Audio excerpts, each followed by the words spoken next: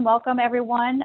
Today is Tuesday, November the 17th. Again, we are here for the Society of Thoracic Surgeons Congenital Heart Surgery Database monthly webinar. Here is our agenda for today. We have our welcome and introductions. We'll have our STS updates. Then we'll turn things over to IQVIA for their updates.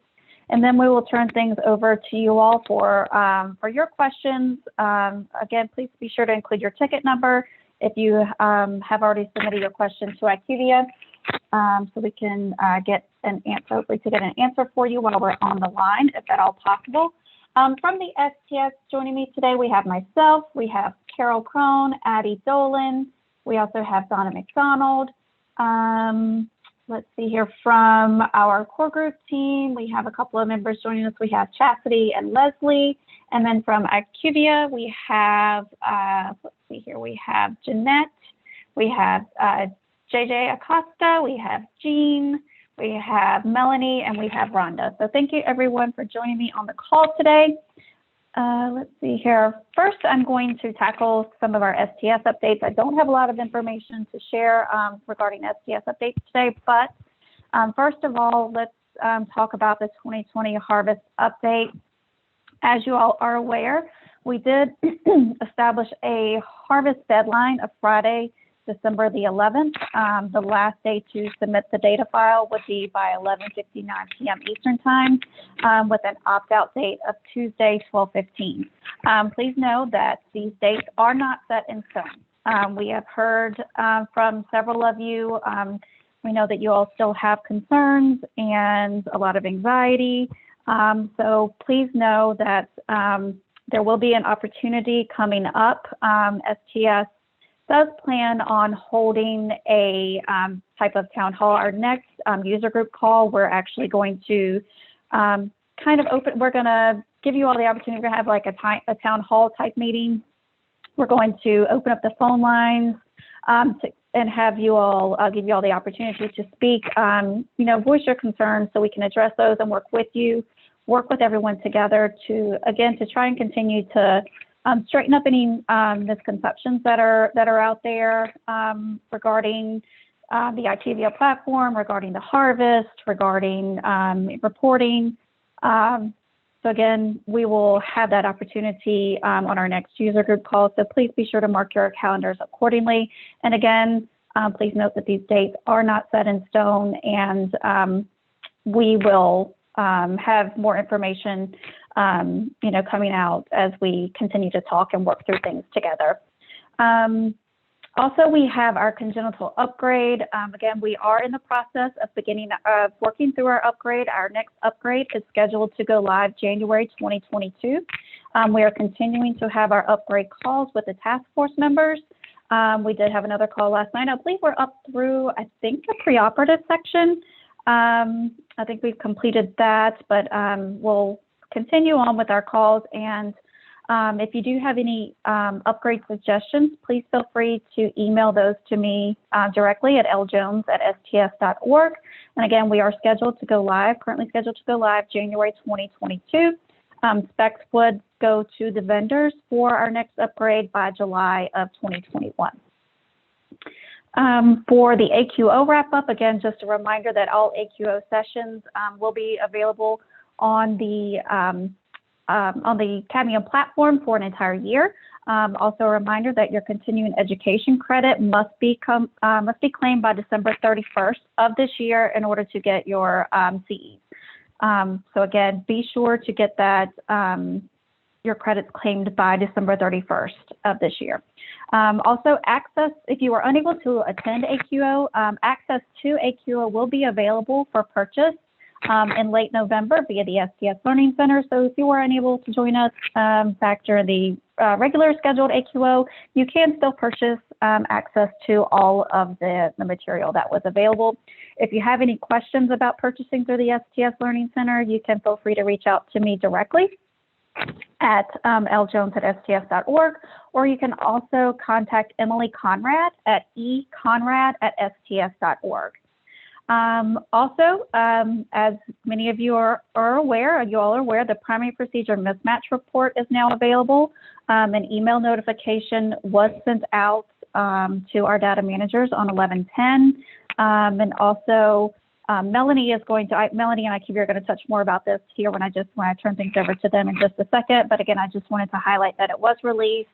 An email notification was sent out. And of course, just an important reminder for the first step prior to using that report, it is very important to review the report overview that is posted in the IQVIA library in order to understand the current functionality of that report. So again, please do review that report overview located within the IQVIA library under resources to understand the current functionality of the Primary Procedure Mismatch Report as currently posted.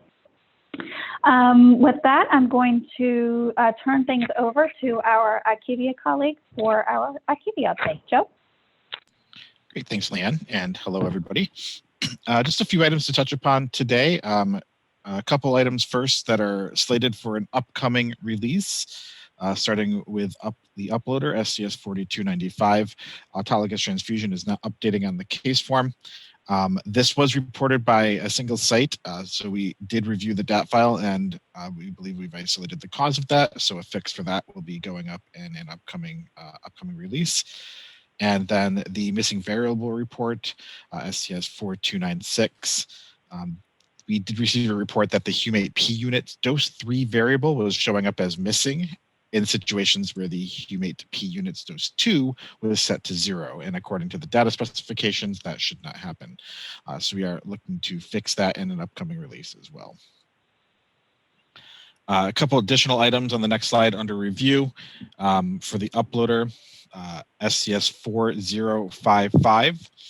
We are working with specific sites on a site-by-site basis to address this particular issue. It looks like the DQR was saying that more records were uploaded than actually were, but this looks like it has been resolved at this point. And then STS 3873 in regard to the dashboard report. We did have a site report. They believe that there was a discrepancy between the total number of records displayed in the dashboard and what they're seeing as the total number of records in their vendor system. So we are looking at the functionality of the dashboard report on our side to make sure that the appropriate number is being displayed. That's actually all we had. So if you did have any tickets that were not discussed today, rest assured that they are still under review. Our support team will be following up with you on the resolution of those items and following up with release information when that becomes available. All right, and I will turn things over, I believe, to Melanie to discuss the procedure mismatch report. Thank you, Joe. Hello, everyone. So as promised, we were going to take another look, a deeper dive with the primary procedure mismatch report.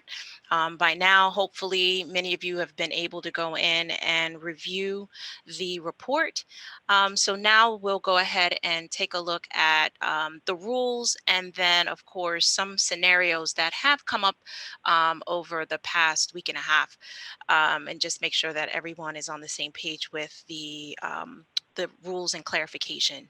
So just this slide is just an overview of the report, and this information is also available on the STS website. I did provide direct links for the Appendix C for the stat categories and scores, and just a general guidance for how the report works. So basically the guiding principle is for a given operation, the primary procedure with the highest stat score should be selected. But of course, there are scenarios in which if there is a tie, the report will default to what was selected by the user as the primary. So those instances would not appear on the report. And then, of course, there are some exclusions that are also taken into consideration. So we're going to talk about some of those exclusions and look at some examples with that. I also did provide the link to the STS site for the rule exclusion document so that you're able to, of course, navigate to their to that site easily. Let's go to the next slide. There are some enhancements that are on the way. We are looking at updating the report to allow for filtering, op type filtering, to allow users to focus on op type 1 and 2. So currently the report does display all op types, but of course with the focus being on op type 1 and 2, we are going to introduce that ability onto the report. Another area for enhancement is the combination procedures. There are 8 combination procedures, and we were provided with the list from DCRI in this last iteration of beta testing. So this information will be included and considered into the report. So we will be updating the logic to identify the individual procedures that make up the combination procedures. And in those instances, the child procedures will not be considered as primary. So that is also coming. Let's go to the next slide. Another area for enhancement is the Kawashima procedure. Currently on the existing requirements, the Kawashima procedure is not listed on the exception rule code list. So right now, that code is not considered underneath Rule 1. And so just as another highlighted point, this was also not considered when DCRI was doing the processing of that report. That code was also not included. So this will be added on our side and also will be added on the DCRI side. With that, we do also have new rules, a new rule logic that will be considered. And in this instance, if a Kawashima is coded in combination with either the Glenn or Hemi-Fontan procedures, the report is going to code the primary as the Kawashima. So that will also be included and updated on the report. Let's go to the next slide. Additional enhancements will be to add additional codes to exception rule 1, which are related to the hybrid approach stage 1 codes that are listed here. You'll see that there are 3. These are currently not included in the report consideration, but will be updated to include that in the report consideration. And then the very last item, I believe, in regards to enhancements and new rule logic, this also will be something that will have to be updated on the DCRI side, is the following rule.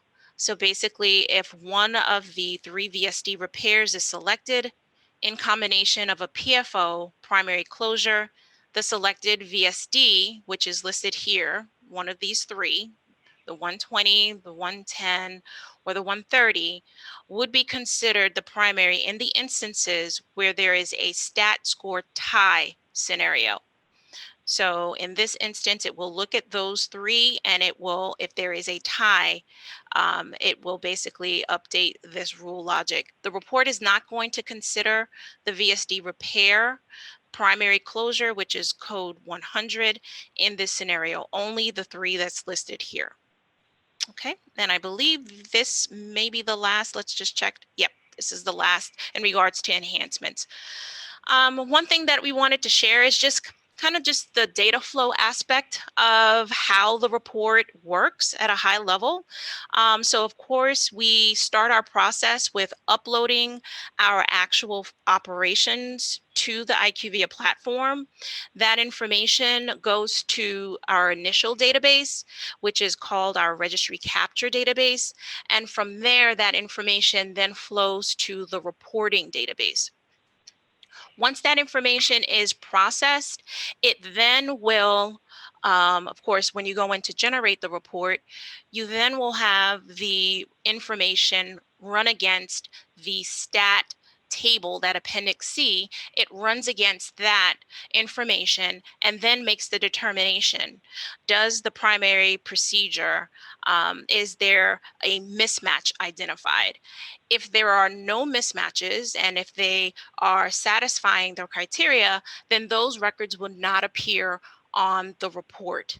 But if there are mismatches that are identified, then those operations would appear on the report for consideration. Okay, and so just at a high level, just to give you kind of behind the curtains, how does it work in regards to the flow? This is how that would work. I do have, and I may have to have you stop sharing, Leanne. I do have just quickly wanted to walk through the education material that was referred to earlier by Leanne. So let me go ahead and I'll share my screen. Yep, I stopped share, Mel. Perfect. And I'm not going to go through the entire document. This is already posted to the library within the platform. And Leanne, just give me a heads or maybe thumbs up. Yes, You ma'am. can do that. Just let me know you can see Sure. my screen. Yeah, I can see you. You're good. All right. So this is already posted and available for your reference in the library. So please, if you have not had a moment to go in and pull a copy, we did update this. So if you went initially when we launched, there is an updated version of this available, and it will have V2 at the end of that document. So please go back and pull down a copy of that version so that you have the latest. So this information is just, of course, the high-level overview regarding what's the guiding principle, where can I find the information regarding the stat scores, and where can I find the information regarding the current rule exclusion. So all of that information is listed here as hyperlinks for you to be able to navigate to that page easily. So navigation within the report, I'm just going to go ahead and do screenshots to walk us through, and then I'm going to go into specific scenarios. I want to make sure that we have enough time at the end to get through all of your questions to allow enough time for us to be able to discuss questions that you have posted. So once you log into the application, you would navigate to the operational reports menu, and you will see the option report name that is listed as Primary Procedure Mismatch and Mortality Eligibility Summary Report. So you would select that, and then you would be navigated to the parameter page.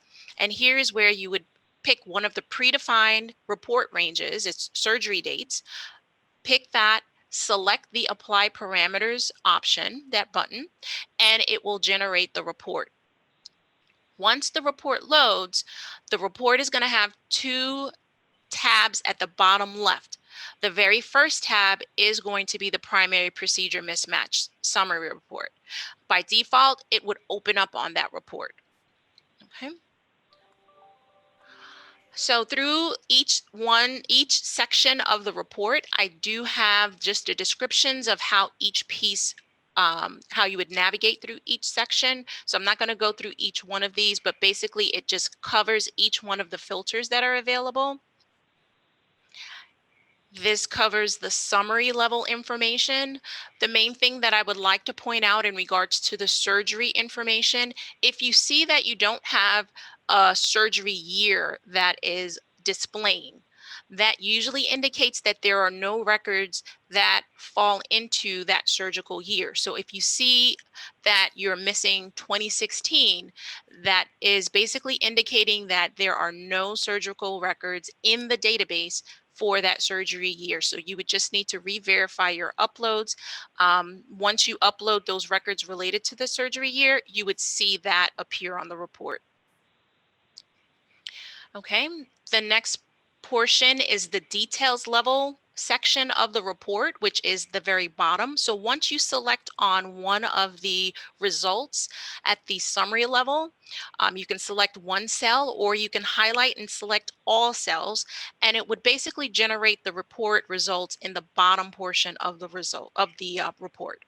Okay, and all of this information just gives you the descriptions of each of the available columns. So now going into the rules. Here, again, I have links available to navigate you to the website to get you to, of course, the Appendix C and then the general rules. And then the actual rules themselves. When you're going through each of these sections, the main things that I want to highlight is that there is a bottom section that basically states report logic consideration. In the report logic consideration, this is the criteria of what we use in the report to determine how we are selecting the highest stat score. Okay, so this gives you that level of detail for you to know how we're actually interpreting the exception rule 1. And so for each of the rules, we have that called out for each of these exceptions. For the exception rule 1, we've also included the specific codes that are currently being identified. And so you could use this as reference. This will give you the description and also the code that's associated with it.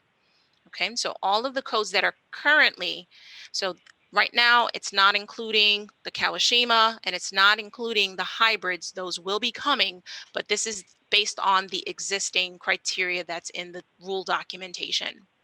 Okay, so we have all of those listed here for reference.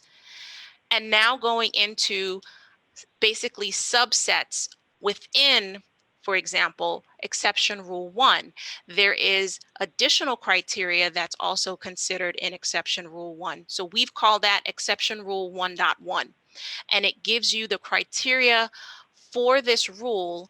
And then again, the report logic consideration that the report uses. So just wanted to go through and just let you know how to interpret this guide as you're going through to see how the rules are being interpreted by the report.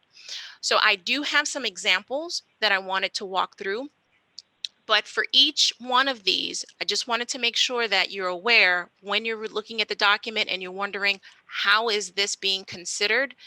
This report logic is what you should refer to. Okay. So I'm going to stop here and I'm going to go switch over to the scenarios that I have. All right, and of course, if you have questions, please make sure you're posting those questions in the Q&A so that we can get to those. Okay. So this will be another resource that we can post to the library just for reference. These slides are not in the main slide deck. I put these together and basically what we'll do is just have these scenarios available. I'll add a couple more scenarios for reference so that you have something to go back to. So we'll have that posted. You can probably check for that. I would say by tomorrow, that it will be available in the library so that I can just add a couple more scenarios that we're seeing where we're getting common questions. Okay, so let's start off with the general rule. And the general rule is based on what's selected within that operation, based on what procedure has been selected as the primary, we need to determine, is that primary the highest stat score based on all of the codes that were selected. So here is a scenario where the user entered in these 3 codes. And for these 3 codes, you'll see that we have the description, we have the code value, and we have the stat score. So wanted to bring everything so that you're able to see this information easily for reference. So basically these were chosen. The user had selected the conduit placement other, which is the 1772. You'll see that that is showing as a stat score of a 0.5. Okay, they selected that as the primary. So the report, based on the rules, identified that the arrhythmia surgery, which is code 1490, had the highest stat score. Therefore, it displayed the code of 1490 as being the highest stat score, and therefore that should have been selected for that operation. So this is the general rule. It's just looking at what was selected, and based on what was selected, what's the highest stat score. So let's move on to the next scenario, looking at rule 1. In this scenario, the user entered in 2 procedures for an operation. They selected code 2130 and code 1670. So in this instance, these 2 codes are listed on the exception rule 1 code list. Both of these are. But in this instant, it actually falls back to the general rule.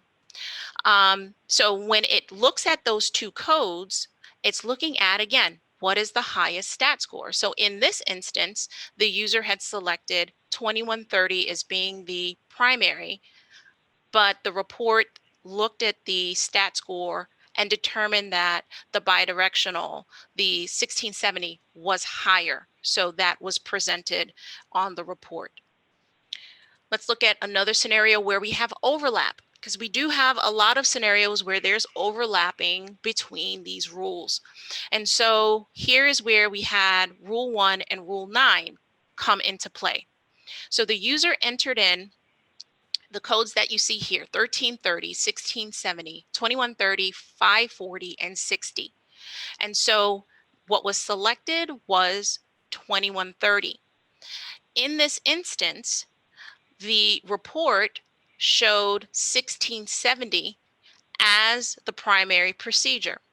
So we already, from our previous example, saw that the 2130 has a lower stat score, but then you may ask, well, in this instance, why wasn't 60 selected? It's higher. It has 2.5 as the stat score, but when we continue to go through the rules, we do have a rule, which is Rule 9, that basically says that code 60 cannot be selected as the primary.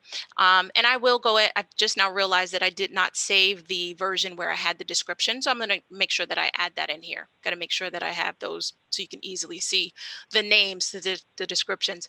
So in this instance, 60 is excluded because of Rule 9. So basically in this instance, it goes back to which one is the highest stat score based on the exception Rule 1.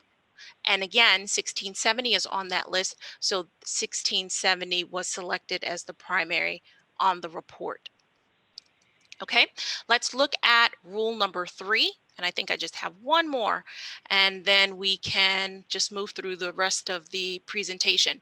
So rule 3, this one we get a lot of questions on. Rule 3, in this instance, the user entered in these identified codes. So we have the 110, we have the 460, we have 540, 600, and 7777. The user selected the valvuloplasty tricuspid, which is code 460, as the primary. The report displayed PA reconstruction, which is code 540, as the primary procedure because it does have the highest stat score, and Rule 3 comes into play because when you have a valvuloplasty tricuspid and a VSD repair patch in this example, because both were selected, when you have those done simultaneously, Rule 3 comes into play. And in this instance, 460 cannot be the primary. And so that is why 540 was identified as being the primary for this example. Okay, let's do this last one, which is Rule 9. Rule 9 comes into play, and we talked about Rule 9 a little bit earlier, but here was another example where the user entered in following procedures for an operation. So we have all of these that were selected in the operation record, and the user selected valvuloplasty tricuspid as the primary procedure. So in this instance, Rule 3 doesn't come into play just because valvuloplasty tricuspid was selected. Remember, it has to have a simultaneous procedure of having one of the VSDs in play, and we do not have that in this example. Okay, so immediately I think I had gotten a question before, well, it shouldn't be considered. In this instance, it will be considered because it does not have a VSD also selected. So in this example, the report displays PA band adjustment, which is 3200, as the primary procedure because it does have the highest stat score. The report will not select the ASD creation / enlargement, which is code 60, even though, again, it has the highest stat score. Rule 9 comes into play.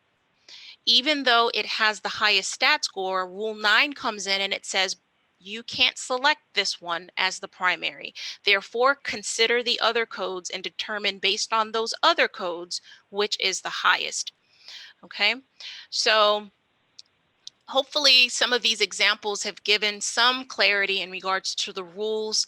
Of course, we want to make sure we get to your questions, but I just wanted to highlight some of these that have been common questions. So for now, what I will do is stop sharing and I think Melanie, go back. Yeah. Melanie, can you go back? Because Ruthie Yeah. put a comment in about the Glen. And it Hold says on one second. Okay, and I just want to make sure we don't confuse anybody. Yeah, no, definitely. Let's go back. Okay. Okay, and let me know when you can see my screen. Yep, I can see it. Okay, and then on the Glen, which is it? This one? I guess it says Ruthie Yes. and Armstrong says it's The next one. Yeah, that Glen and PA Yeah. reconstruction is always primary as a combination procedure. Yes, so code Yeah. 2130 should be the primary procedure. And is this related to the combination, updating the combination rules? Yes, ma'am. Okay, so yes, it will be coming. So this one is going to be updated once we apply the combination rules. So we will have that. So we will strike this example then. But in this, if you're seeing this, that is why it is basically changing the update. Well, I guess I have a question.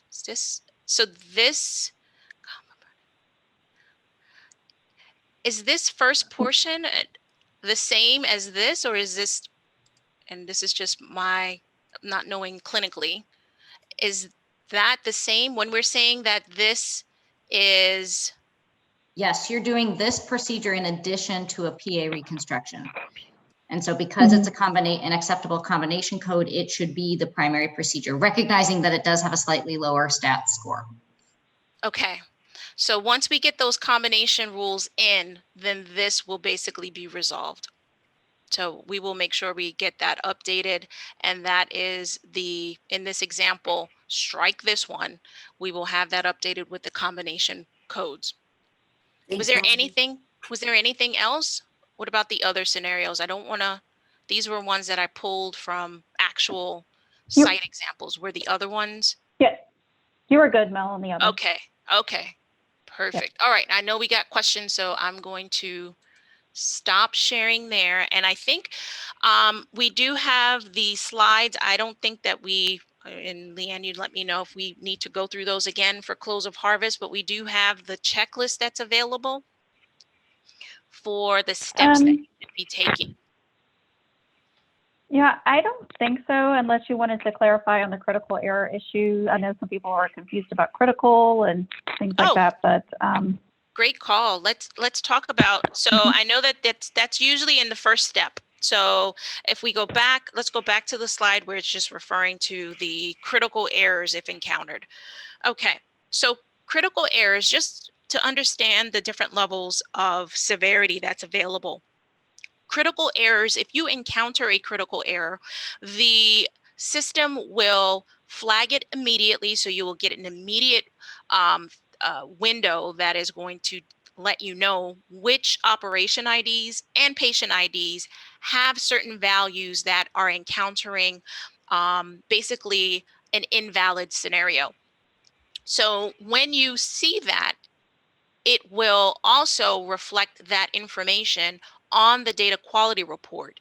But in that initial dialogue, it is going to flag it and indicate that those records will not be saved to the database. So that's why it's imperative, very important, for you to recognize those specific records and resolve those records resolve those errors that are being identified in the messages in order for you to get those into the database. So once you've basically acknowledged that window of either canceling the upload or continuing and dropping those records, you will have reference to that information within the data quality report. But one thing that we needed to make sure that was clarified and understood is that when you encounter a critical error, and you'll see that it will have a red X on the upload submission card, and also when you're in the report, you will see where it will show on the pie graph a percentage slice related to the criticals, and then of course those associated messages. When you have an error or warning, those actual records are saved to the database. So either one of those levels of severity, if you encounter a general error, and usually on the pie chart, when you see that, it's an orange color of the pie. And then for warnings, it's usually indicated by the blue shading on the pie. Both of those error types will allow you to save records to the database. Okay, so just wanted to make sure that everyone was clear on those different levels of severity, and to make sure that we highlight that critical errors are stopped at the door, and those will have to be resolved in order to get those into the database. Okay. So going through the checklist, basically, everyone is going through at this moment in time, of course, uploading their files. And as you go through each one of these steps, you're then determining areas of where you would need to address. The data quality report is your very initial feedback report. And then within your existing data quality report, there is another option, another report that's called critical summary. And that's another tab that's available in the bottom left of that existing, any data quality report that you open, you will have access to the critical summary report. Now, why is that important to be able to review? Is that gives you an overall listing of all of your uploaded files. So this report is driven by your submission dates, not your surgery date ranges, but the dates of when you actually uploaded to the system. So you would enter in that date range, and then you would be able to see those submissions, look at the total numbers of records that were saved to the database successfully, and also it will provide you a summary of records that have failed and records that have not been updated. So they were accounted for, but there were no changes to those records. You would be able to see a summary of that information. Next slide. Let's just go through it since we're here. But I want to make sure I'm being mindful of time. Your harvest summary report is going to allow you to enter in your surgical date range. And within your surgical date range, you will be able to hone in and just review specific time periods and take a look at any existing validation messages. So any outstanding warnings, any outstanding errors, you'll be able to take a look to see where everything is for that time period, what is outstanding for you to have to review and address. And then, of course, the missing variable report. This is going to give you the summary of, depending on the date range that you enter, variables that are still identified as missing. So once you run that report, you will get back a list by surgery year. So let's make sure that we're scrolling through that list, because it does break it up by surgery year.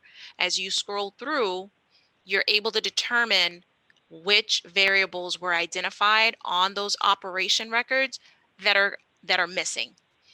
And let's go to the next slide.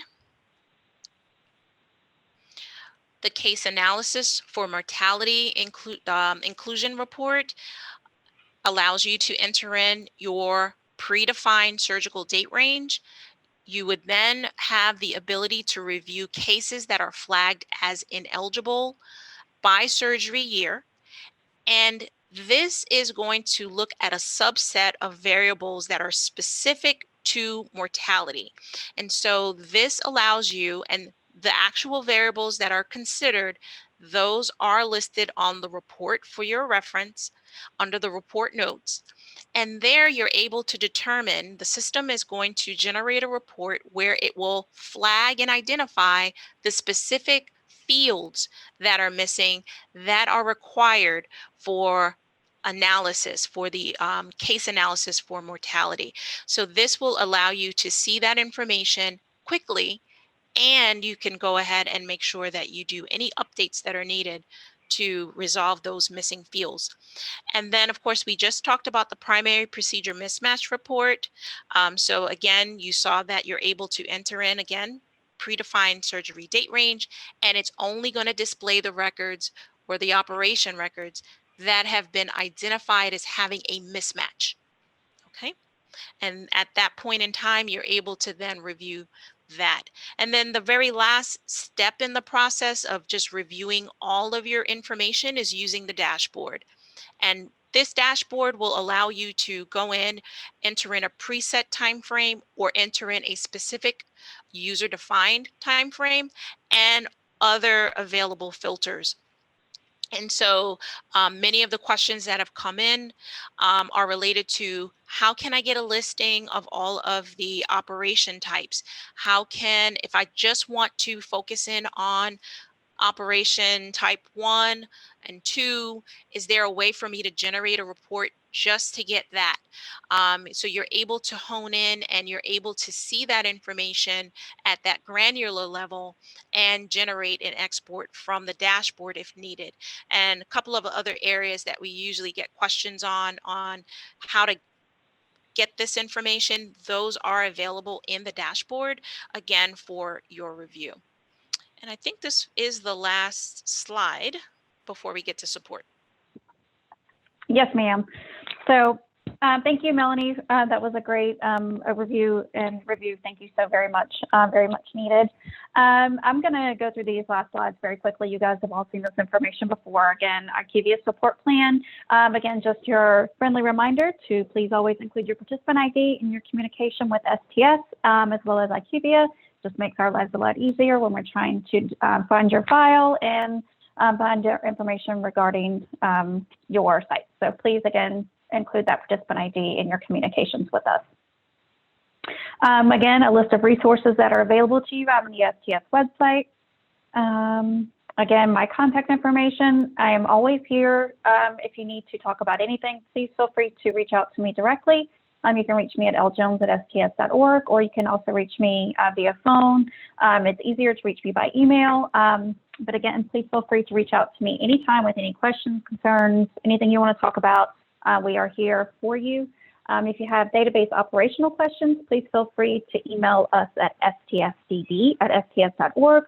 Those will be for any questions related to your contracts, contact updates, anything database, contract or fees, payments, any types of those questions. Just feel free to reach out to us at stsdd@sts.org.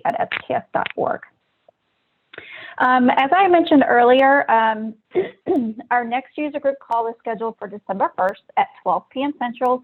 And again, we will be utilizing that call as kind of a, again, a town hall type forum where you guys will have the opportunity to speak, just to keep some type of control over the call so people aren't all talking over each other. We'll be utilizing like the raise hand function, but we are, again, here, the STS staff will be on, IQVIA will be on. We'll be here to, you know, listen to you all. I know this transition has been difficult for everyone. Oh, excuse me, guys, my kitten just jumped all over my screen. And we realize this transition has been difficult for everyone, and we know change is hard. We're here to work with you and try and control, ease some of your anxiety, listen to all your questions, concerns, and ideally, you know, we just need to work together, to continue to work together to make improvements and enhancements.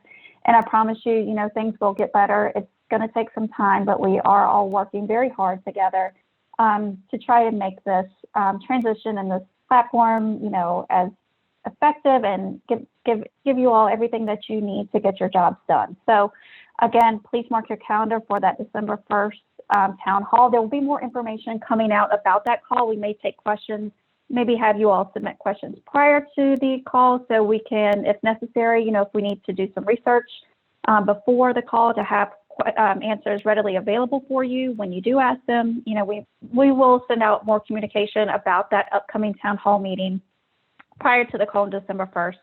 And also our next monthly webinar is scheduled for December 15th at 12 p.m. Central.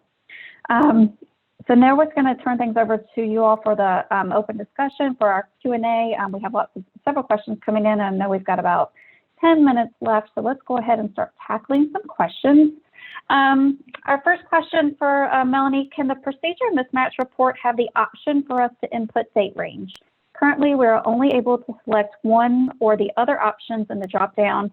It will be nice to input a specific date range, example 1/1/19 to 12/31/2019.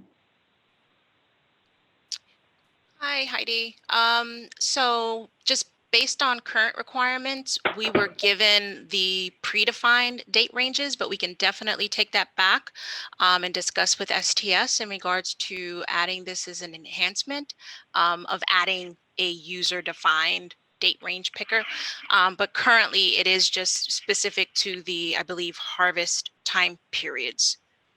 And Melanie, this is Donna. Wasn't there a filter when you get into it to just do a year?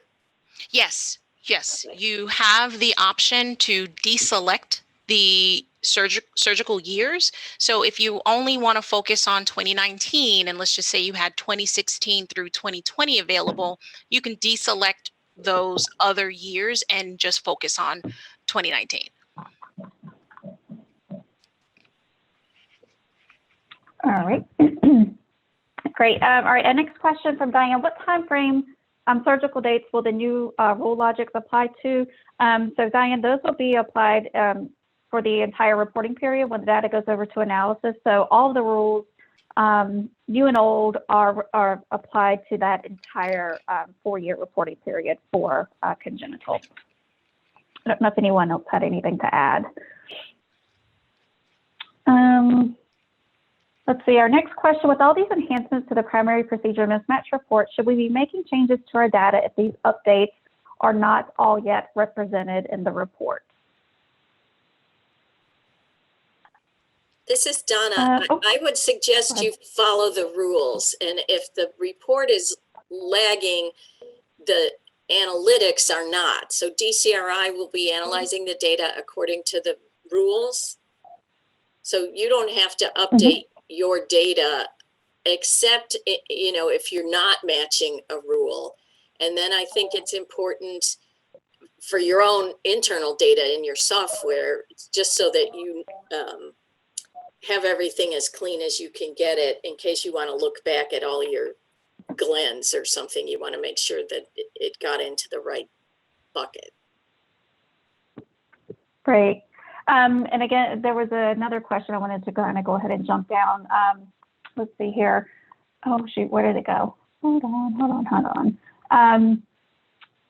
From Heather: will we need to update all our cases that are on the primary procedure mismatch report, or will they be updated by IQVIA STS? In other words, will we need to change our selected primary procedure? So IQVIA does not change your data. When your data comes in the door, IQVIA does not make any changes to your data whatsoever. When your data goes over to analysis, DCRI will use the primary procedure that they assign.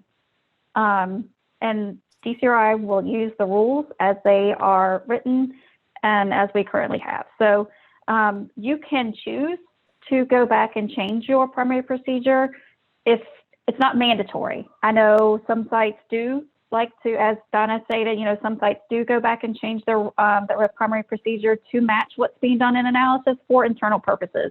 Some sites choose not to do that. It's completely up to you and your institution of how you choose to do that.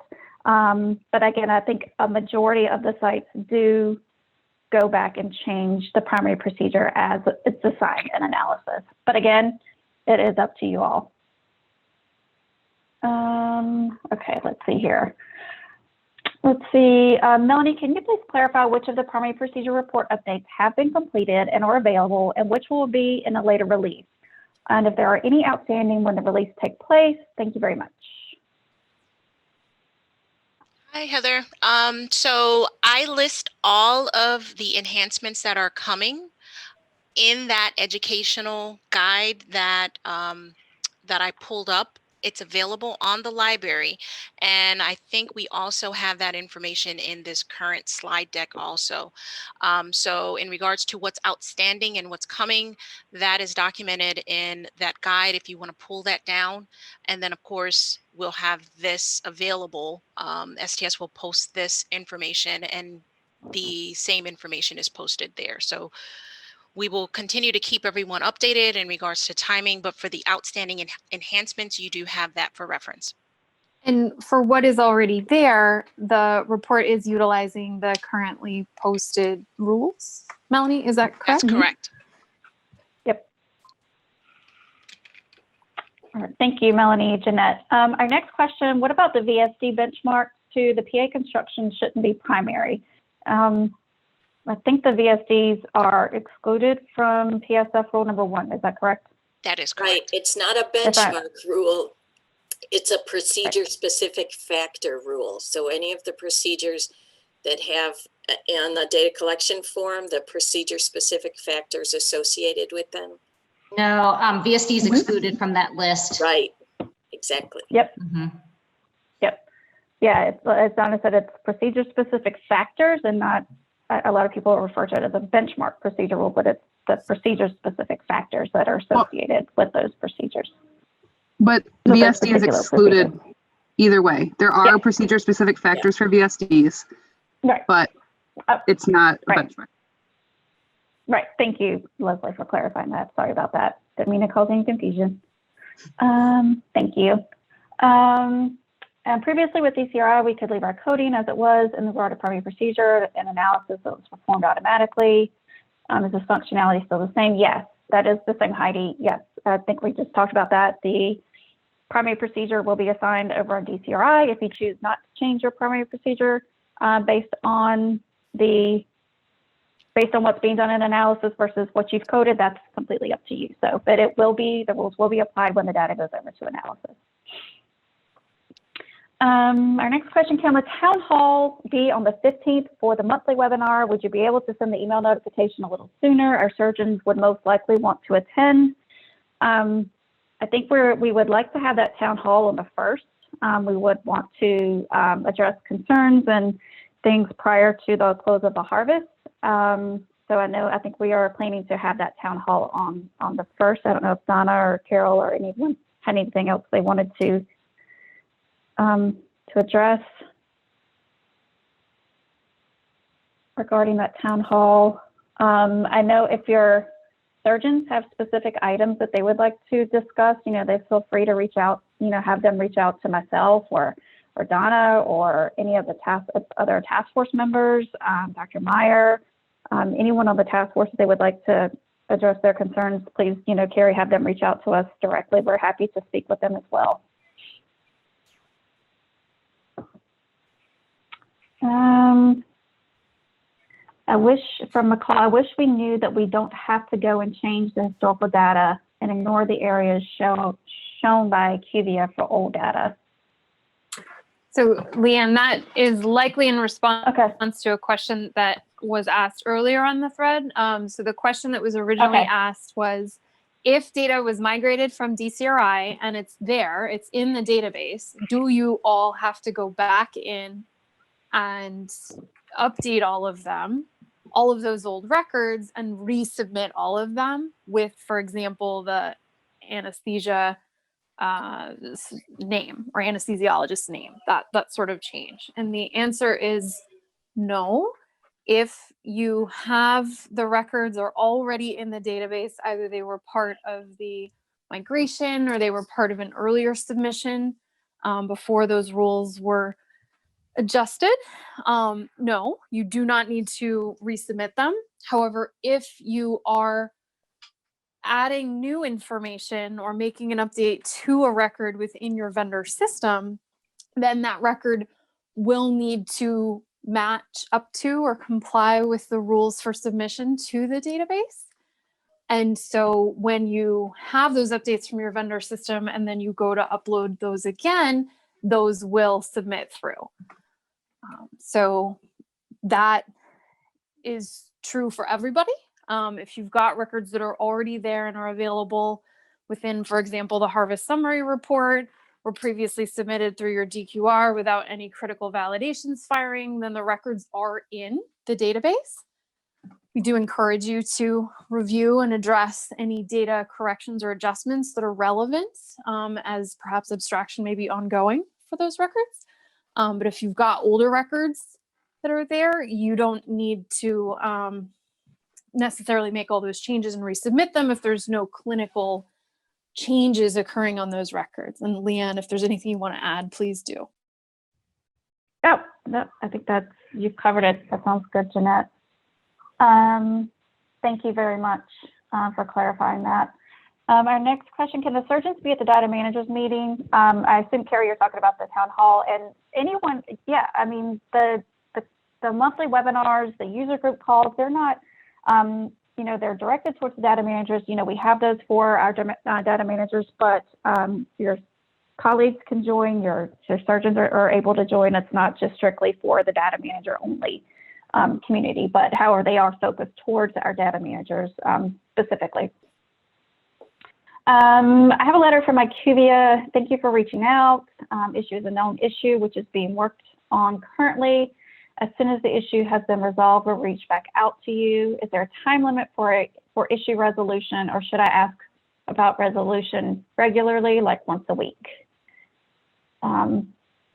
Igor, do you have a specific ticket number for that? And I know Jean and the support team will have someone follow up with you regarding that specific issue, which you're inquiring about.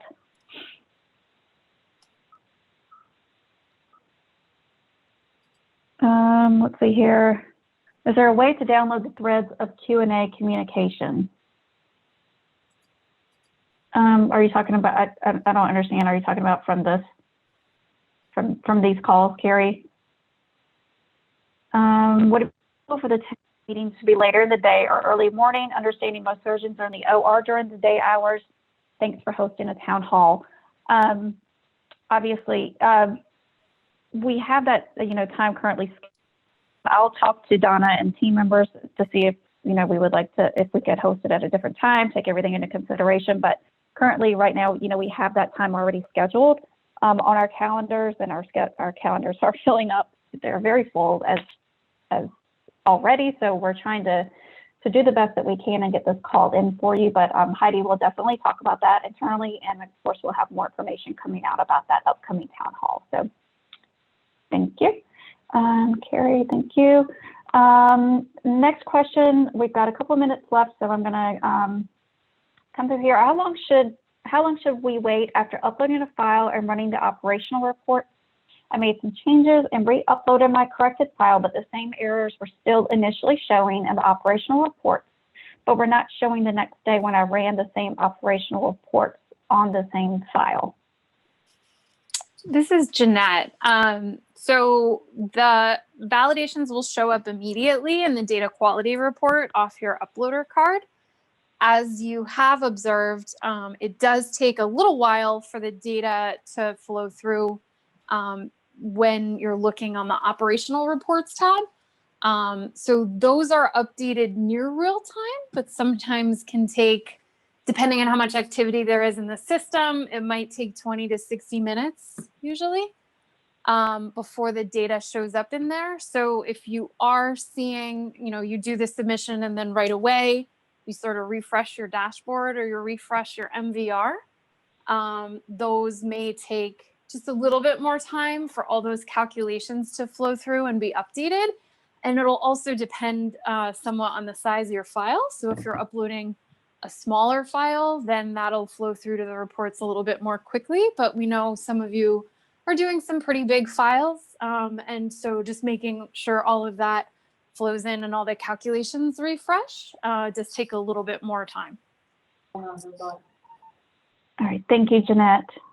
Okay, okay, perfect. And then from Heidi, surgeons, though the largest stakeholders, please do your best to make it a time frame that they can potentially attend. We hear you, Heidi. Thank you. Let's see here. Does anyone from the STS team have anything to add before we go? I know we're 1 minute after And I think that's all that I have for today. Again, regarding that town hall meeting coming up, we will have more information coming out for you guys about that town hall. So again, more information will be coming. Let's see. Jeanette says, in regards to the reports updating, could you add what Jeanette said, just stated to the library as a resource?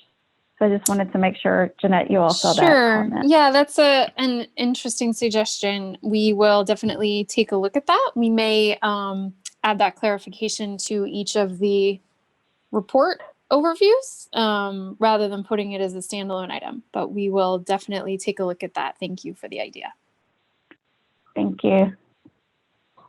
Are the reports being cached by any chance? I'm not sure there. So that's a moderately technical question. Yeah. And the reports are running off of the data that's available within our reporting database, which is it includes a number of the calculations, because some of the math in the reports is pretty complex, as I'm sure you all know, as you've gone through the rules in the primary procedure mismatch report yourself. So we do take the data that's been submitted in the upload, and then we run it through those calculations. So it's not a matter of caching like in your browser. It's just getting all of those calculations set in the database so that the reports can run in a timely manner for you. Yep. Excellent. Thank you, Jeanette. All right, we're a few minutes after, and I just want to be respectful of everyone's time. Thank you, Jeanette, Melanie, Joe, Jean, Rhonda, everyone from the IQVIA team for joining me today, and also my STS colleagues. Thank you all, Donna, Carol, Addie, Jane, everyone for being on the call, and to our core group members, I appreciate you all very much for helping me today. Again, anyone, if you have any outstanding questions or concerns, please feel free to reach out to me directly. If not, we will have our next user group call / town hall on December 1st, currently scheduled for December 1st, and then our monthly webinar for December 15th. With that, thank you all for joining today. We appreciate you and all that you do for the congenital database. We appreciate your time, and I hope you all have a great rest of the week. And again, please feel free to reach out if you have any questions. So thank you, everyone. I hope you all have a great afternoon.